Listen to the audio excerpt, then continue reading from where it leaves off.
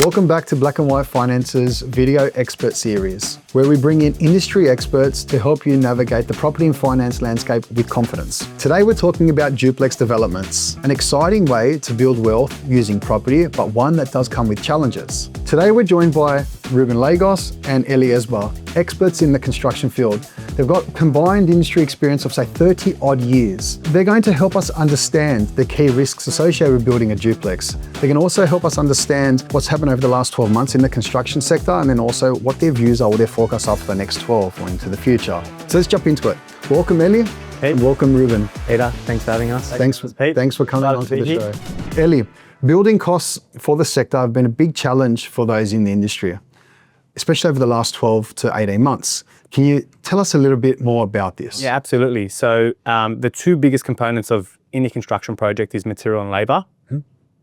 When it comes to material, we've seen substantial increases over the last 12 to 24 months in steel and concrete, as well as other raw materials that lead to the manufacturing of building products such as plasterboard and bricks. Structural steel and concrete has seen some adjustments in the last 12 months. We're still forecasting a 7 to 10% increase in the next 12 months with concrete and steel. However, other building elements such as plasterboard, bricks, and other elements applicable or necessary to the build of a project are starting to plateau and level out. Okay. What we are seeing though is a continual increase in labor, and that's predominantly because of labor shortages. The labor shortages are causing both time issues and challenges, as well as front of house cost challenges when it comes to building both a duplex and or any other applicable residential and commercial project. Thanks, Elie. So since COVID, you've seen costs elevate, and now over the last 12 or so months, you've seen some of these material costs somewhat plateau, but you're still seeing tradies, and their availability is quite challenging to come by. And maybe I'll take this now to Rube. So over the last 12 months, Rube, so if you're new to the game, it'd be a challenge for you somewhat. Yeah, for sure. Can you elaborate on? I feel that it's hard for anyone at the moment because everyone's looking for work and everyone's committing. They're trying to have the resources to deliver the work, and sometimes that's really challenging at the moment because the people aren't there. You'll see that you'll hear a lot about the master builders and stuff like that trying to get apprentices through the system.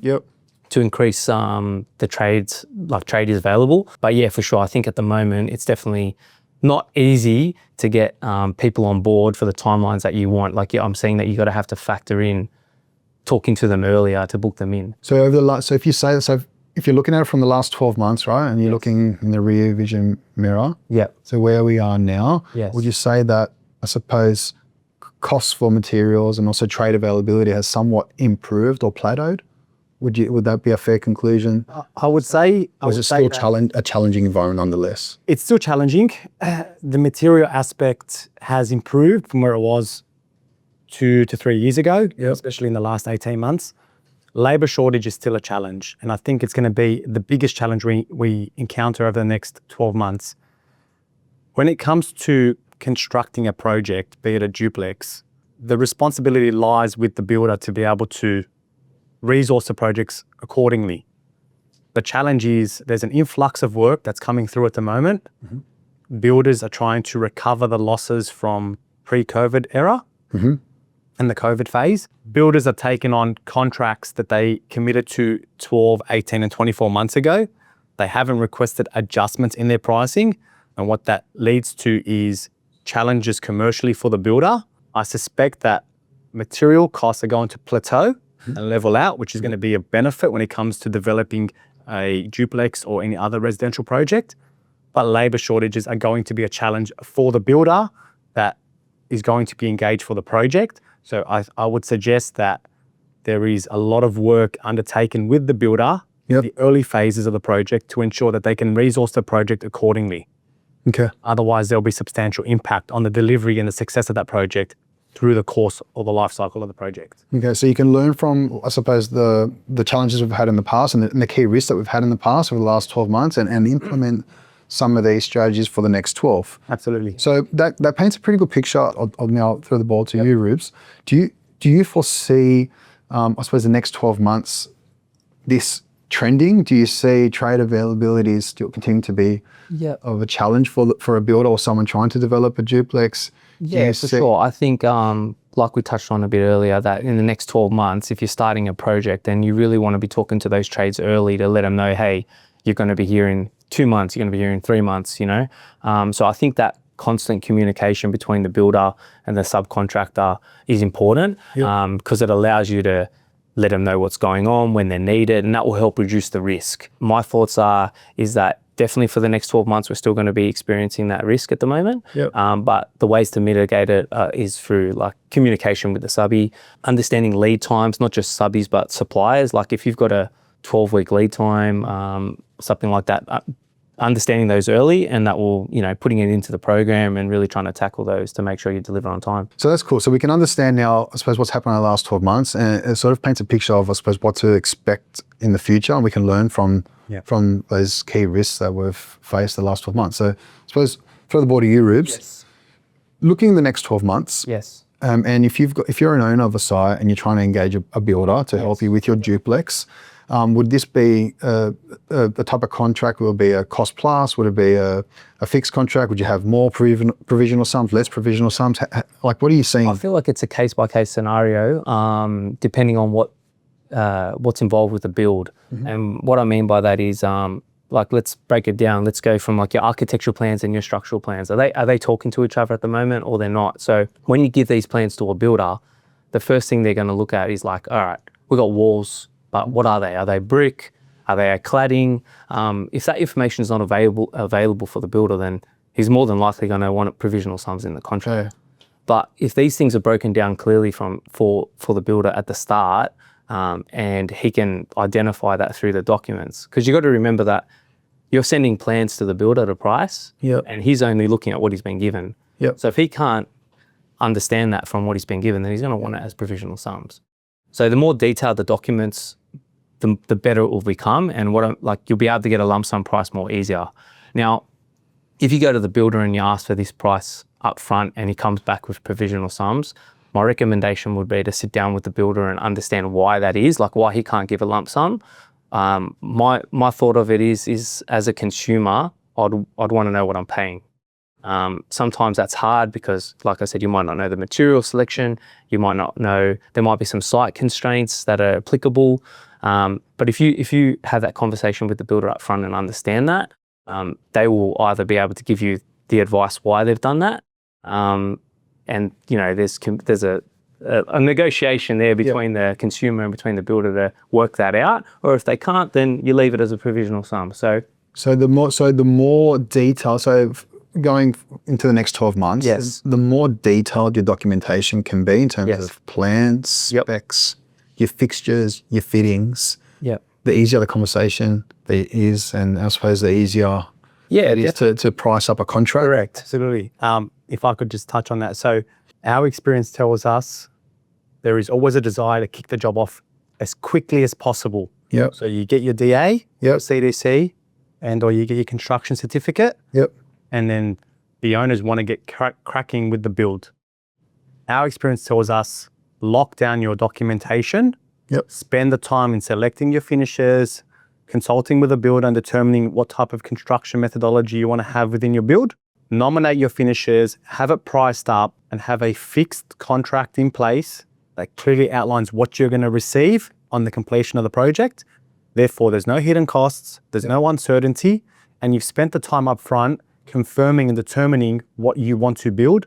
So when you hand it over to a builder, the builder knows what he's building, which ensures he can build it quickly, he can program the work in accordingly, which then retrospectively addresses our earlier conversation about managing and coordinating subcontractors and builders, foreseeing and forecasting material cost increases. So it gives you the opportunity early to either swap out a product that you believe is going to be too expensive and doesn't work within your original budget, and or spec it a certain way to be able to deliver a product that meets the market requirements. Understood. So in summary, documentation early is key. That's what we found really mitigates your risk and eliminates any uncertainty. Okay, so that makes sense. So we've learned from our lessons in the past to understand how to be, I suppose, risk averse and as prudent as we can going forward in the future to build our duplex. We understand now from what you've just explained that you need to plan. You really need to plan. Let's just talk a bit more now about this, about, I suppose, once you've you've got an idea where you want to now get into a duplex. You've got a property you've earmarked and you want to put a duplex on it. Can you, maybe we'll continue with you, Elie, on this. So run me through what I suppose the process is to the I suppose the inexperienced, the person that hasn't done it before. Yeah. What are the early stages, and maybe take us all the way to construction, start, and then pass the ball to Rubes to go from construction to, I suppose, sale. Absolutely. Or you can either or. It's up to you. That's perfect. So assuming you're unaware of what you can build on your property, the first thing you need to do is obtain a planning certificate. Typically, that's within your contract of sale, and or you can request it directly from your council. Once you obtain your planning certificate, that's going to give you the insight and the pathways that you can pursue to obtain an approval. Yep. There are two key pathways. One is what they call a development application, also referred to as a DA, and the other is a complying development, also known as a CDC. Both pathways lead to the same result. However, depending on the pathway you can pursue, that is going to allow you to determine what type of build you can achieve on your property. Would you say our CDC is typically quicker than a DA? A CDC is absolutely quicker, and it has a lot more opportunity to maximize your build in a typical situation or scenario. However, the CDC has parameters that you cannot step outside of when it comes to achieving a duplex build. Yeah, so you got certain high restrictions. There's just to X. You got like floor to space ratio known as FSR that you can't sort of break the conventions. You got to be within the bounds. Within the boundaries. Black and white, as they say. However, there are parameters that are going to either dictate or determine whether you can pursue a CDC. Yeah. If your property is within a flood zone, for example, or within a bushfire zone, or has any heritage or conservation issues or attributes, in a typical setting, you're unable to comply with a CDC or obtain a CDC. Okay. A CDC typically has a time frame of anywhere between sort of 6 weeks and 12 weeks, which is really quick, really beneficial if you have a construction loan or any other holding costs you got to factor into the build. Once you obtain your CDC and it's approved, you're into full flight when it comes to the build. So just to summarize, we've been fortunate enough to have bought this property. We know that this property has been earmarked for duplex, and we know that because with our town planner and our architect, they've told us that you definitely can put a duplex on this site. So you've settled on the site and you've got the solicitor that's giving you the right legal advice. So it's settled. Then you go to your architect and you actually lodge the CDC or the DA through to the council. Then let's just say you get your DA, your development application, and it's approved, right? Then where do you go from there? Once you got your DA with your plans, your actual DA itself, what do you do then? So once you've obtained the DA, you need to go to the next phase of the planning pathway, which is a construction certificate. Yep. In order to obtain a construction certificate, you need to engage with your architect and all the sub-consultants, whether that be through the architect or on your own accord. Have you engaged the builder at this stage yet? Is this after DA, you've got the builder? Now, Typically not. Typically not. Typically, in order to engage a builder, if you're going to engage a builder under what they refer to as a lump sum contract, you want to engage him at a point between DA and CC to allow you to consult with your builder. So development application and CC, can you just elaborate on construction certificate? Absolutely. So from a DA, you now have to move into the next phase of the pathway, which is a construction certificate. Which gives you what? What is a construction certificate? A CC gives you the ability to commence construction on site. So without a CC, even though you have a DA, you can't technically start construction on site. Once you have your DA, your CC is going to allow you to develop documentation necessary to build the building, specifics such as your stormwater system, your building products, your structure, and any other applicable services necessary to build your building. Through the course of that, our suggestion and recommendation would be to consult with a builder or multiple builders, whereby you provide them with your DA documentation and your draft CC documentation to obtain pricing and determine which builder is fit for your project. Once you have a builder engaged at that phase, pre-CC being issued, and you can work through with your builder the different types of products, building materials and building systems you want to use, you will then be able to finalize and verify the actual cost of your building. Your builder will also be able to then provide you with the necessary documentation required to obtain CC, because there are a few documents you need from your builder. That gets finalized, issued to a principal certifying authority, also known as a PCA, Yes. and they will then give you the green light to commence works on site. Okay, so you need the builder and you need the certifier for the PCA. And the certifier, you can have a private certifier and you can also have a council of the certifier. Okay, so you've got so let's just say you've got your certifier, you've got your construction certificate, you've got your DA, and now you've also got your fixed price building contract. Correct. Yeah.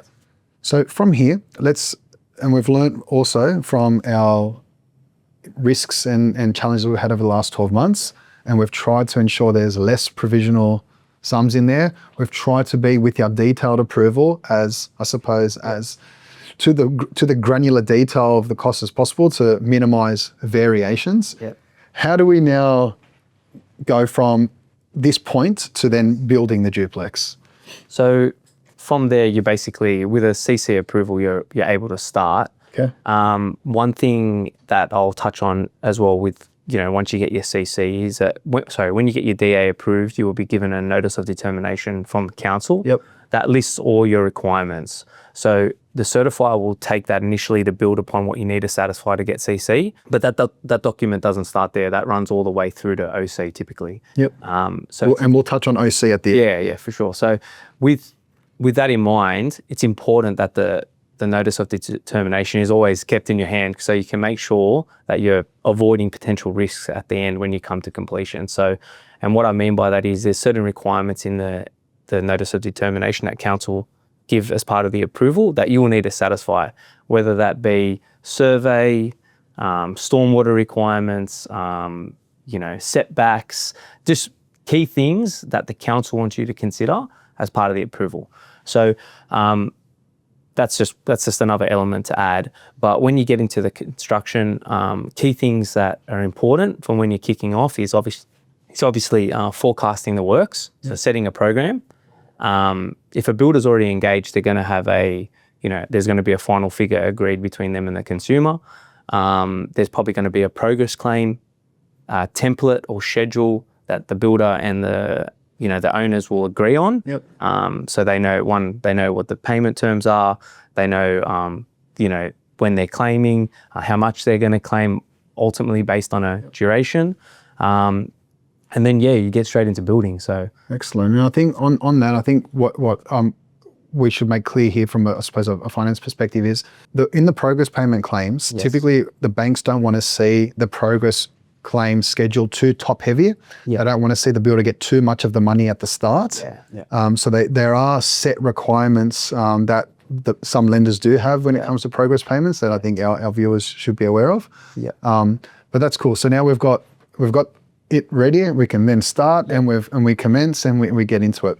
Tell us a bit more about the OC now. So we're finished the project and we're at the end and we want to get the builder. So I want to get our keys and want to try and maybe sell one, keep one, or maybe sell both. How do you get this occupation certificate, this OC? Yeah, my recommendation is that as soon as you get your construction certificate, you liaise with the certifier and you ask him for the OC checklist or the list of requirements that you need to satisfy for OC. Typically, the certifier will list items that need to be provided in accordance with the BCA and also with council's notice of determination. That gives you a real solid foundation of what you need to provide him in order for him to give you that certificate. In that, there's always little things that get caught out, such as items with council, with footpaths and stormwater connections. So having that checklist early really allows you to and just minimise your risk when it comes at the end of the day. We see that some of these things leading up to OC, such as positive covenants with stormwater, they can take some time. Some of them need to go to land titles office and be signed. It's not like an overnight thing. So the earlier you jump on those things, the better. To summarize all this, what would be, I suppose, the main risk factors to consider if you're getting into a duplex or you're thinking that's your next investment path? What are the 3 or 4 main things to consider? And maybe I'll throw it to you, Elie, to get yourself your first. What's your most important? So pre-purchase, engage with a planner and or an architect to determine and verify you can build what you're trying to build. Got it. They're specialist consultants. They'll be able to tell you very quickly what you can and can't do. once you buy the property, Yep. engage with a builder and a qualified architect who can actually provide you with the necessary information to ensure that you can follow through on that development. So maybe someone that's like done it before. Yeah, somebody who's got the Someone experience. Like, yeah, 3 times, 4 times, yeah. And a few more times after that. Once you get your CC, engage with a project manager or somebody who's got experience in the residential sector to assist with assessing your claims and the quality of work, and engage with a competent building inspector to come out and inspect the works progressively on your behalf. If you don't have building experience, there are people out there that do this day in, day out that will give you good insight and quality inspections through the course of the build to ensure you're going to get the right quality product at the end of the day and that the builder is doing the right thing by you throughout the entire project life cycle. They're the 3 key aspects. Always consult with your accountant throughout the course of the build, especially if you have a strategy in place up front with buying, selling, and holding. So you can have the right structure in place both up front and on completion to manage and minimize any taxes that might be applicable and or any other market trends that you have to factor in when trying to close out your development. Okay, understood. So definitely your key stakeholders. So the accountant, even the solicitor beforehand, the architect, the building advice, and obviously you need the finance there as well to fund, unless you got the cash there behind. So it comes to you, Pete. That's what it does. Well, I think the only other thing is you touched on it there was just the sales piece. Yeah. And maybe it's a segue for me just to jump in there. I think it's also important that you get the sales right as well. So you understand if you build this duplex, what can each actually sell for? Yeah. And comparable sales are paramount to this. So don't just get one comparable sale that's that's similar to what you're trying to build here. Get 4, 5, 6 in that same area to really minimize that risk, because you really want to know that what you're going to build and what the price that you're hoping to achieve for it is substantiated. And engage with the agents early in the piece. So when we did one of our recent developments, we engaged with the agents very early in the piece to understand what are the do's and the don'ts or the wants from the market. So when you're assessing it against comparables, you're also understanding what the market is asking for and how it's trending. Could you even do that like when you're buying the site, Absolutely. You got even in agree or have that agent then potentially help you sell those? Absolutely. It gives you some initial feedback on the FISO side of things up front. And then also when you start getting into the nitty gritty of the build, understanding what buyers and the trends are showing when it comes to finishes, layout and structure.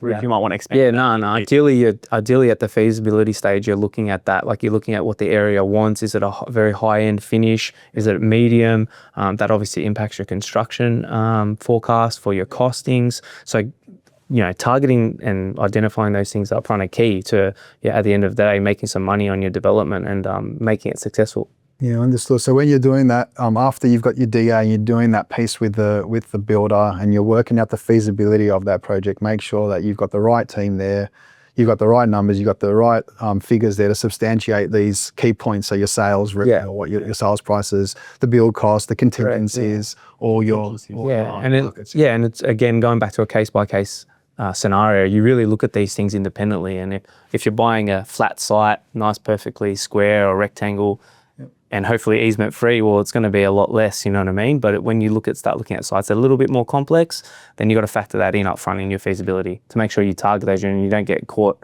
or stung during the process. Understood. I think that brings us to a close. Thank you very, very much, the both of you, for taking your time out of your day to be here with us and share your key insights.